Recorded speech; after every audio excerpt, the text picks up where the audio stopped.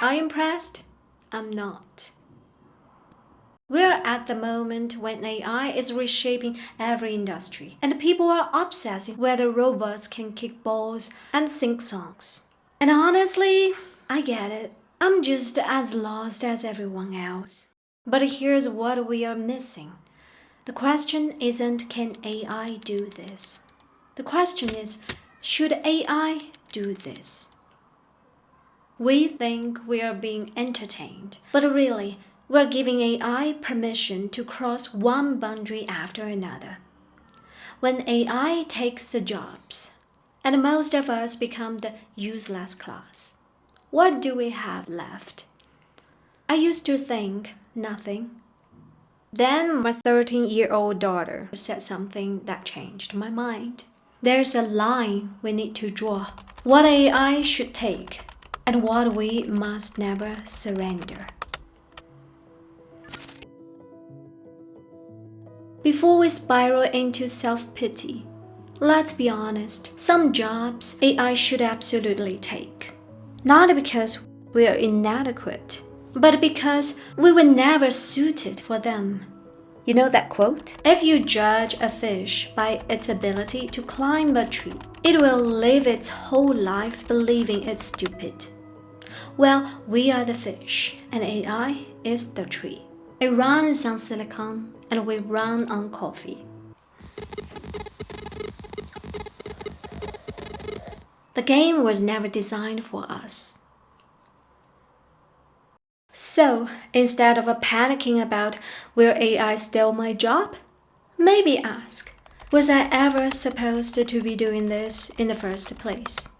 If your honest answer is, my day is mostly copy-paste, template filing, call answering, box counting, then yeah, AI is probably better suited for that than a human who needs lunch breaks, gets bored, and occasionally calls in sick because we're not feeling it. And that's okay.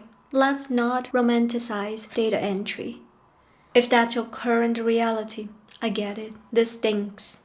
But here's the thing. Staying in work meant for machines doesn't make you noble. It just makes you tired.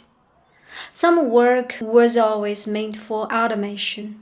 Humans just did it temporarily because we didn't have the tech yet. It's like mourning the loss of hand-washing laundry. Nobody actually misses that. We just pretend we do. Beyond repetitive work, there's another category, work that could actually kill you. Deep-sea mining, nuclear waste disposal, space exploration, firefighting, demolition, virus research. If AI can do this, who objects?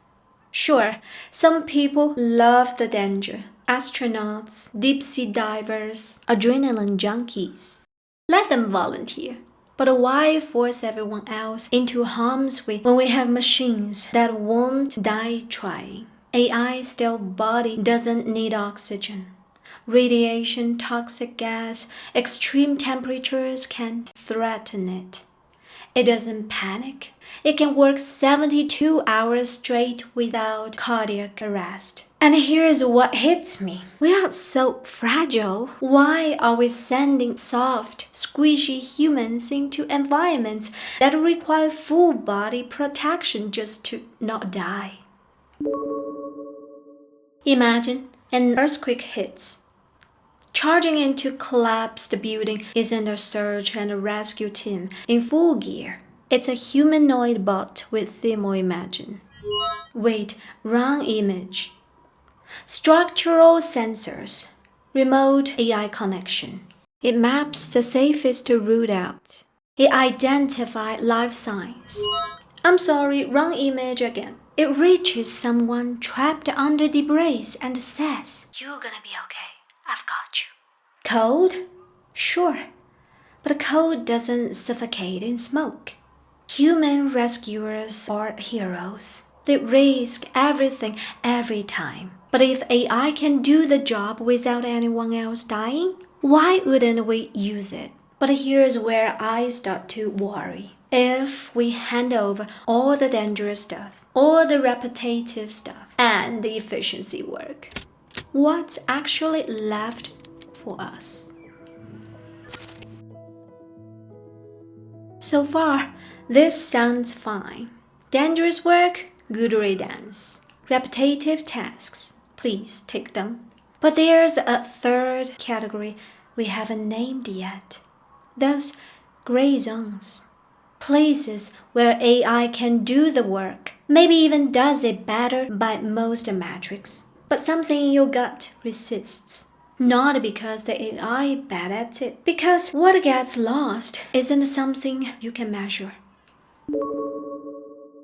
Take teaching. An AI tutor customizes every lesson, adjusts pacing in real time, never gets frustrated, never plays favorites, never has a bad day. But I can't notice the quiet student in the back who's brilliant but terrified. Pull them aside and say, I see you, I believe in you, keep going. In a way that changes their life. Be the teacher you remember 20 years later, not because they taught you calculus, but because they saw something in you that you didn't see it in yourself yet. Teaching is an information transfer. It's one human recognizing potential in another.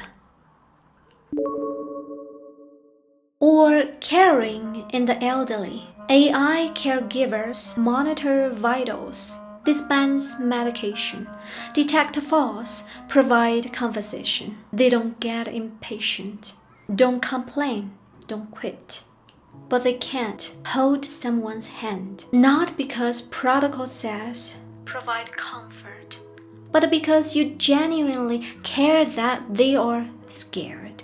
Notice when they light up talking about their old life and keep asking questions because their story deserves to be heard. Care isn't keeping someone alive. It's making them feel like their life still matters to someone else. AI can simulate this, but we don't want to be cared for by something programmed to act like it cares. We want something that actually can care, even imperfectly. See the pattern? These aren't capability questions. They are questions about what happens to the space between people when we insert perfect efficiency, the inefficiency, the subjectivity, the messiness. That's not a bug. That's where relationship lives. And when AI is better at connection than we are, where does that leave us? Not jobless, something worse, alone. We thought the problem was what we did lose. Turns out, the real problem is who we become when we stop doing it. But there's a deeper question underneath all of this. What's left that's actually ours? Not what can we still do. AI will catch up the most of that eventually. But what gives our existence meaning when AI can do everything we thought made us us? There are some things AI can simulate, but never truly be. It can generate therapy responses, but it's never laying awake at 3 a.m. asking, who am I really? It can analyze every religious text ever written, but it never felt the quiet moment when despair breaks and something like hope returns. It can tell jokes, but it doesn't understand that humor lives in the trust between people, not the punchline. It can generate perfect stories, but it's never told the one your grandmother half finished before falling asleep, or the regrets your dad repeats every time he drinks. Real stories aren't structure. They are when you take a piece of your life and trust someone else to hold it. These things can't be optimized. They depend on memory, pen, chaos, being fragile and mortal. And maybe that's the point. But the place this gets most personal, the place where the line between human and AI gets blurriest, is art and creativity. This is where it stops being abstract and starts feeling like theft. Because AI can paint, write poetry, compose music. It can generate any style, any genre, better than most humans ever will. And here's the uncomfortable question nobody wants to ask. If AI makes better art than you do, why are you still making art? Not as a career, as a reason to wake up. Our ancestors painted on cave walls before they had language.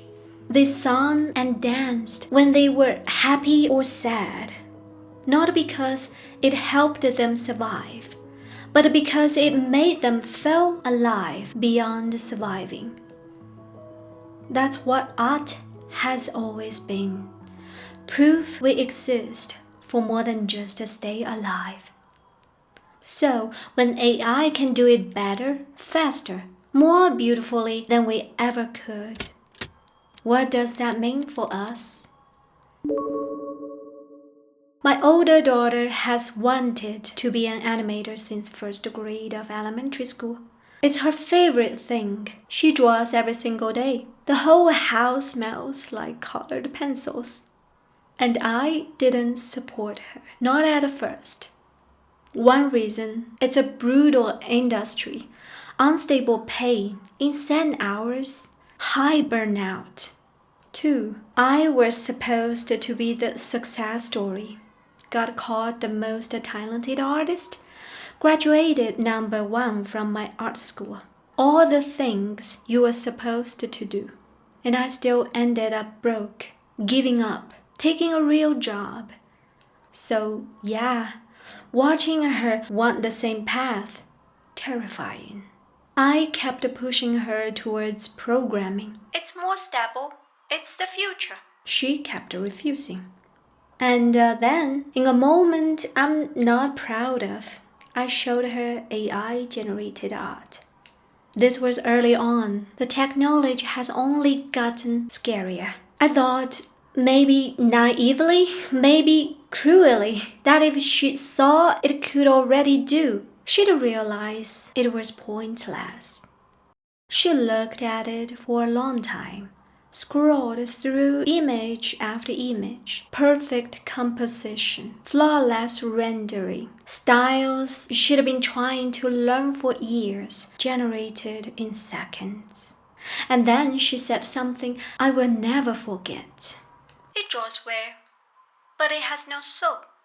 It doesn't actually like anything.